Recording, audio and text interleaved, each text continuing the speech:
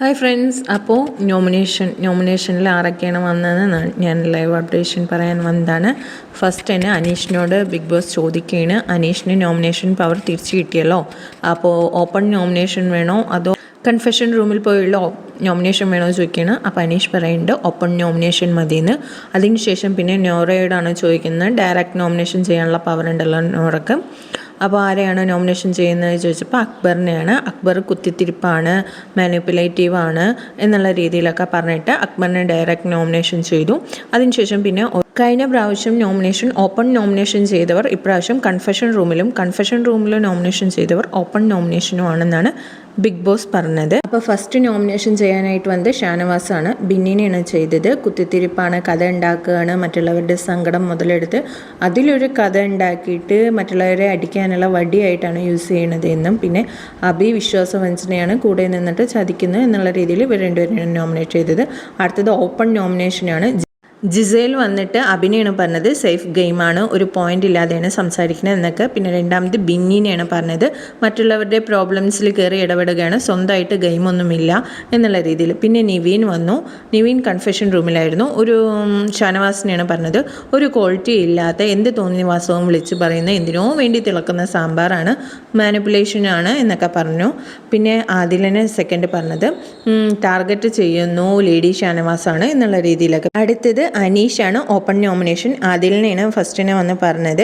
ഒരിക്കലും ഉണ്ടാവാത്ത കാര്യത്തിനെയാണ് അറിയാതെ പറഞ്ഞത്. ജഡ്ജ് ചെയ്തത് നിവീനോട് സംസാരിക്കാതെയാണ് ഒരു ജഡ്ജ്മെൻറ്റ് നടത്തിയത്. അതുപോലെ തന്നെ ഗസ്റ്റ് വന്നിട്ട് അവരിൽ നിന്നിട്ട് കാര്യങ്ങൾ അറിഞ്ഞിട്ട് സ്വഭാവത്തിൽ ഗെയിം ഫ്ലിപ്പ് ചെയ്തു എന്നുള്ള രീതിയിലൊക്കെ സ്ട്രോങ് പ്ലെയർ അല്ല എന്നൊക്കെയാണ് ആദിലിനെ പറഞ്ഞത്. അടുത്തതായി പറഞ്ഞത് ലക്ഷ്മിനെയാണ്. സ്റ്റാർ തരാതിരിക്കാൻ വേണ്ടിയിട്ട്, അതായത് നോമിനേഷൻ പവർ കിട്ടാതിരിക്കാൻ വേണ്ടിയിട്ട് മനഃപൂർവ്വം സ്റ്റാർ തരാതിരുന്നാണ് എന്നൊക്കെയാണ് ലക്ഷ്മിനെ പറഞ്ഞത്. അടുത്തത് വന്നിട്ട് ആദിലയാണ്. ആദില വന്നിട്ട് ജിഷിനെയാണ് നോമിനേഷൻ ചെയ്തത്. ഫുഡ് വെച്ച് കൊടുത്ത് സോപ്പ് ഇട്ടിട്ട് ഗെയിം കളിക്കുക എന്നുള്ള വിചാരത്തിലാണ് എന്നാണ് ജിഷിനെ പറഞ്ഞത്.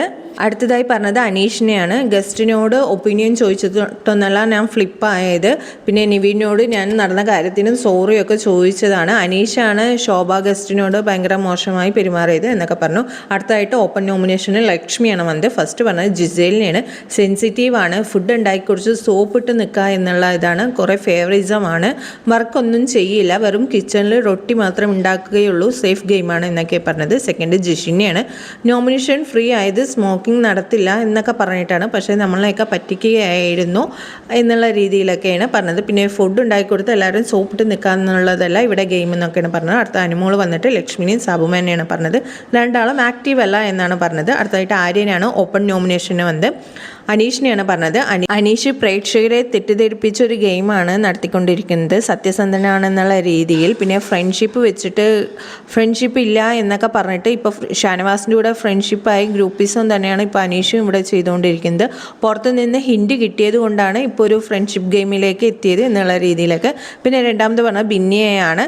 ഞാനും റെനയും നല്ല ഒരു ബോണ്ടിങ്ങിലായിരുന്നു, അത് കുത്തിത്തിരിപ്പുണ്ടാക്കി കളഞ്ഞു എന്നുള്ള രീതിയിലാണ് രണ്ടുപേരും പറഞ്ഞത്. അടുത്തത് അക്ബർ വന്നു. അക്ബർ വന്നിട്ട് ജിഷിനെ നോമിനേറ്റ് ചെയ്തു. ഫുഡിൻ്റെ കാര്യം പറഞ്ഞ് പട്ടിണി കിടന്നു, ഫുഡ് ഉണ്ടായിട്ടും അത് കഴിച്ചില്ല എന്നുള്ള രീതിയിലൊക്കെ. രണ്ടാമത് അനീഷിനെയാണ് പറഞ്ഞത്. നിവീൻ വിഷയത്തിൽ സത്യസന്ധമായി നിന്നില്ല, ഷാനവാസിൻ്റെ വാക്ക് മാത്രമേ കേട്ടുള്ളൂ, നിവീനോട് ഒരു ഇത് പറഞ്ഞില്ല, ചോദിച്ചില്ല എന്നുള്ള രീതിയിലൊക്കെയാണ് പറഞ്ഞത്. അടുത്തത് സാബുമാനാണ് വന്നത്. ഓപ്പൺ നോമിനേഷൻ ചെയ്തു. ഫസ്റ്റ് തന്നെ ജിഷിനെയാണ്. വയറ് നിർപ്പിച്ചിട്ട് ഗെയിം കളിക്കുക എന്ന് വിചാരിക്കേണ്ട, ഞാനും ഒരു നോൺ വെജാണ്, പക്ഷെ ഞാനും ഇവിടെ ത്യജിച്ചിട്ടൊക്കെയാണ് നിൽക്കുന്നത്, പിടിവാശി കളയണം എന്നുള്ള രീതിയിലേക്ക്. അടുത്ത അനീഷിനെ പറഞ്ഞു ഒറ്റക്കൊമ്പനാണെന്നാണ് വിചാരിച്ചത്, പക്ഷേ ഇപ്പോൾ ഒരു ഗ്രൂപ്പായി, ഇപ്പോൾ ഗ്രൂപ്പ് ഗെയിമാണ് കളിച്ചുകൊണ്ടിരിക്കുന്നത് എന്നൊക്കെയാണ് പറഞ്ഞത്. അടുത്തത് ബിന്നി വന്നിട്ട് പറഞ്ഞത് ജിസേലിനെ ആര്യനെ ഒരുമിച്ചാണ് പറഞ്ഞത്.